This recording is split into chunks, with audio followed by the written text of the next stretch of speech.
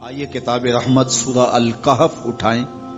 اللہ تعالیٰ نے ایک واقعہ بیان کیا ہے حضرت موسیٰ اور حضرت خضر علیہ السلام کا، کہ حضرت موسیٰ علیہ السلام عزم مصمم کر کے جب چلے تو اللہ فرماتا ہے کہ ہم نے حضرت موسیٰ علیہ السلام کو جس بندے کی نشانی بتائی تھی وہ بندہ ان کو وہاں مل گیا۔ سفید چادر اوڑے حضرت خضر علیہ السلام وہاں لیٹے ہوئے تھے، تو یہ جا کے ان کے پاس کھڑے ہو گئے کہ حضرت میں آپ کی خدمت میں اس لیے آیا ہوں کہ اللہ نے آپ کو جو خصوصی علم عطا کیے ہیں میں ان کو سیکھنے کی غرض سے آپ کی چوکھٹ پہ آیا ہوں۔ کہا تم میرے ساتھ صبر نہیں کر پاؤ گے، معاملے مشکل ہیں، سفر دشوار ہے، منزل کٹھن ہے، اور میرے معاملات ایسے ہیں کہ تم اعتراض کرو گے اس کے بغیر تم رہ نہیں سکتے۔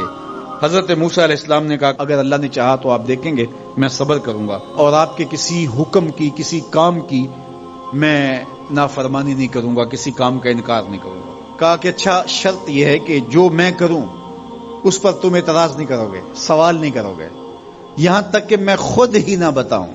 تو کہا کہ یہ شرط ٹھہری، میں کوئی بات نہیں کروں گا۔ فانطلقا، دونوں چل پڑے، دریا کے پار جانا تھا۔ جو کشتی کا مالک تھا، کشتی بان تھا، وہ حضرت خضر علیہ السلام کو جانتا تھا تو اس نے کرایہ بھی نہیں لیا، لیکن جب کشتی پر سوار ہوئے تو عصا مار کے حضرت خضر علیہ السلام نے کشتی کا ایک پھٹا توڑ دیا۔ تو بے ساختہ حضرت موسیٰ علیہ السلام نے کہا آپ نے پھٹا توڑ دیا، یہ سارے ڈوب جائے؟ کہا میں نے کہا تھا نا تم میرے کاموں پہ صبر نہیں کر پاؤ گے۔ تو حضرت موسیٰ کو یاد آیا، کہا میں بھول گیا تھا، اس پر مواخذہ نہ کیجیے۔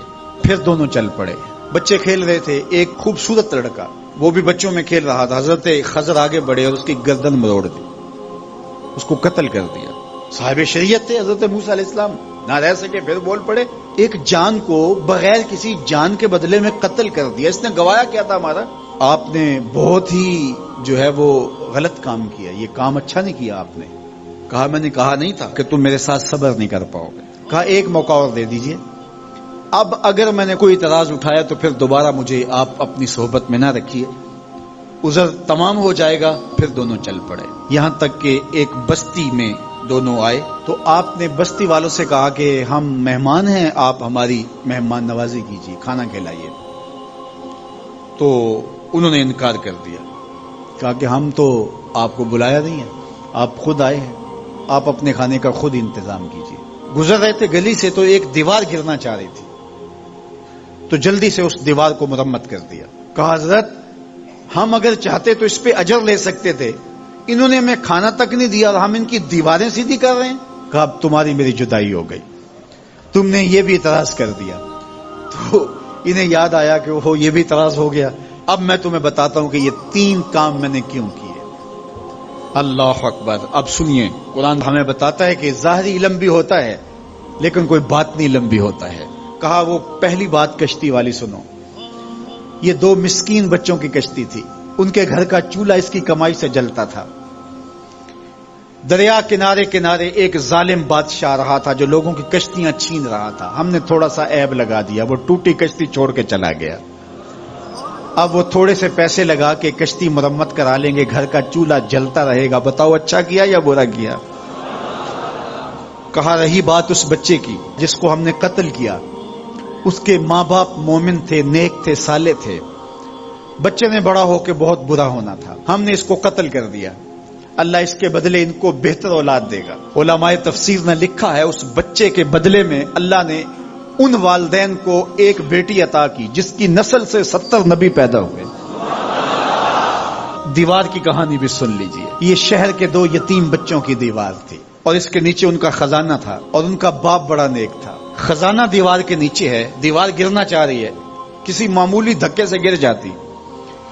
2 ہی صورتیں تھیں، یا وہ بچے خود اپنا خزانہ اٹھا لیتے یا لوگ اٹھا کے لے جاتے۔ لوگ اٹھا کے لے جاتے پھر بھی ہاتھ میں کچھ نہ آیا، اور اگر وہ خود اٹھا لیتے تو بچے ہیں، بچپنے کی وجہ سے وہ اس کو اڑا دیتے۔ تو ہم نے اس کے اوپر دیوار کھڑی کر دی، جب تک وہ اس قابل نہیں ہو جاتے کہ یہ خزانہ نکال کے اس کو صحیح مصرف پہ لگا سکیں، اتنی دیر تک دیوار گرے گی نہیں۔ اللہ اکبر۔ وہ کسی وجہ سے دیوار قائم رہے گی، اور جب وہ اس عمر کو پہنچ جائیں گے جس عمر میں وہ اس خزانے کو سنبھال سکیں گے تو پھر دیوار خود بخود گر جائے گی اور یہ خزانہ نکال کر کے اپنے کام پہ لے آئیں گے. میں جب پہلی مرتبہ اس کو جو ہے وہ غور کے ساتھ تلاوت کیا تو مجھے یہ لگا کہ اس کا انطباق پاکستان کے حالات پہ بھی ہو سکتا ہے، اس لیے کہ یہ بھی یتیموں کا سرمایہ ہے. کتنے یتیم روتے بلکتے رہ گئے اور ان کے سر سے جو ہے وہ سائے اٹھ گئے اس وطن کے لیے، لیکن میرے مالک نے اس ملک کے خزانوں پر گہرے پہاڑ اور بڑی بڑی دیواریں کھڑی کر دی ہیں. جب تک یہ قوم بلوغت تک نہیں پہنچے گی اتنی دیر تک وہ خزانے ظاہر نہیں ہوں گے، اور جب یہ قوم اپنی بلوغت تک پہنچے گی، شعوری بلوغت، فکری بلوغت، علمی بلوغت، اور رب سے جو وعدہ کیا تھا پاکستان کا مطلب کیا، لا الہ الا اللہ، جب اس بلوغت تک یہ پہنچ جائے گی، اس وعدے کی تکمیل ہوگی، پھر رب دیوار ہٹا دے گا اور پاکستان کو اللہ اتنے خزانے دے گا اور پاکستان ایسا مالا مال ہوگا دنیا دیکھنے آئے گی انشاءاللہ. اس لیے رب نے دیواریں بنا کے رکھی. تمہارا باپ معین الدین چشتی بڑا نیک تھا، تمہارا باپ داتا گنج بخش علی حجویری بڑا نیک تھا، تمہارا باپ حضرت مجدد الف ثانی بڑا نیک تھا. ان کی وجہ سے میں دیواریں کھڑی کر رہا ہوں اور مضبوط حصار لگا رہا ہوں تمہارے خزانوں پر، اور وہ وقت آئے گا جب تم بلوغت کی عمر کو پہنچو گے دیواریں ہٹ جائے گی اور تمہارا وطن زمانے پہ مہکتے پھول کی طرح اور چمکتے ستاروں کی طرح اور روشن آفتاب کی طرح چمکتا اور مہکتا دکھائی دے گا، اور زمانہ پاکستان دیکھنے آئے گا، پاکستان دنیا کی قیادت کرے گا انشاءاللہ. تو کہا یہ تعویل ہے ان باتوں کی جو باتیں میرے رب نے مجھے بتائی، اور یہ میں نے اپنی مرضی سے نہیں کہی، اور جو میں نے کیا اپنی مرضی سے نہیں کیا. تو یہ باطنی باتیں ہیں. شاید یہ باطنی باتوں کے جوش میں یہ بات بھی میں کر گیا. وہ کیا کسی نے کہا تھا کہ بھری محفل میں ایک راز کی بات کہہ دی، بڑا بے ادب ہوں سزا چاہتا ہوں.